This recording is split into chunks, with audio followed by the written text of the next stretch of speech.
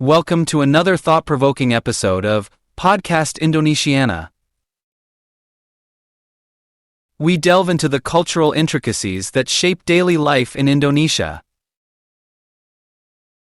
Today, we embark on a journey to explore the topic of tipping in Indonesian restaurants, a practice that often leaves both locals and visitors pondering its necessity and appropriateness. While tipping is a well-established norm in many parts of the world, in Indonesia, this custom is less clear-cut and can vary significantly depending on the setting. As we investigate whether tipping is expected in Indonesian dining establishments, we'll uncover the cultural norms, regional variations, and the evolving landscape of gratuity in this diverse and fascinating country. Let's navigate the nuances of tipping culture in Indonesia and offer insights into how it fits into the broader context of hospitality and service in this vibrant nation. To begin our exploration, it's crucial to understand the traditional context of tipping in Indonesia. Unlike in many Western countries where tipping is a customary part of the dining experience, Indonesia does not have a strong culture of tipping. In many traditional Indonesian restaurants and local eateries, known as warungs, tipping is not expected, and service charges are typically not included in the bill. The absence of a tipping culture is largely due to the structure of service industry wages, where employees often receive a fixed salary that does not heavily rely on tips for income. This system creates a different dynamic in the dining experience, where the quality of service is often driven by cultural values of hospitality rather than financial incentives. Visit learnindonesiantoday.com for more informative contents. However, as Indonesia's economy and tourism industry have grown, the concept of tipping has gradually begun to take hold, particularly in urban areas and international dining establishments. In bustling cities like Jakarta and the tourist haven of Bali, where there is a significant influx of tourists and expatriates, tipping is becoming more common. Many upscale restaurants and hotels now include a service charge, usually around 5% to 10%, in the bill, which is intended to compensate the waitstaff.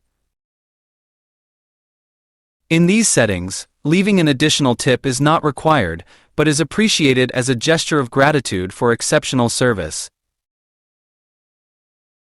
This emerging practice reflects the influence of global dining norms on Indonesia's hospitality sector, where international visitors often bring their own expectations of service and tipping.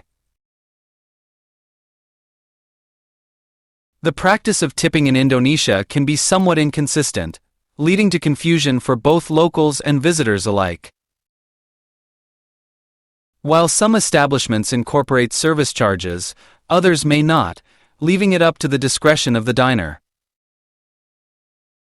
This inconsistency reflects the broader cultural attitudes towards tipping, where the emphasis is on voluntary gratitude rather than obligation.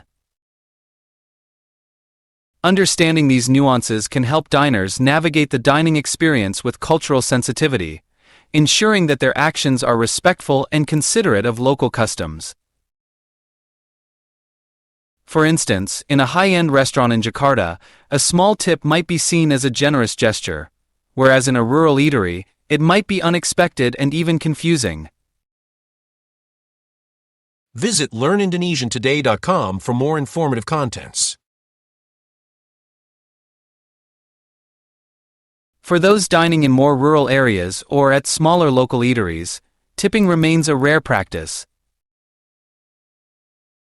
In these settings, the focus is often on the quality of the food and the communal dining experience, rather than the expectation of additional gratuity. These establishments typically operate within tight-knit communities where personal relationships and repeat business are more valued than individual tips. In such places, a warm smile and a heartfelt thank you are often more meaningful than a monetary gratuity. The communal aspect of dining in these areas underscores the importance of cultural appreciation and understanding when engaging with local customs and traditions.